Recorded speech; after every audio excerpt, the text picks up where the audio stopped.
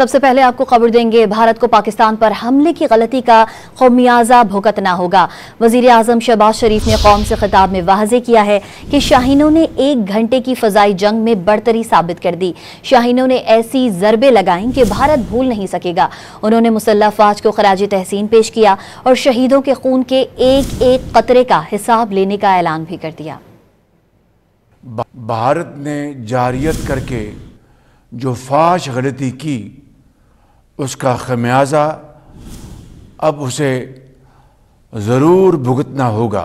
वतन की इज्जत और हिफाजत के लिए खून के आखिरी कतरे तक लड़ने के लिए तैयार है।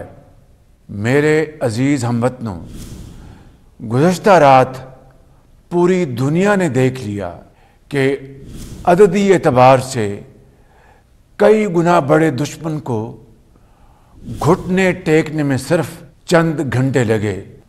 भारत के 5 जंगी तैयारे जो उनका गरूर थे, अब सिर्फ राख, मलबा और निशाने इबरत बन चुके हैं।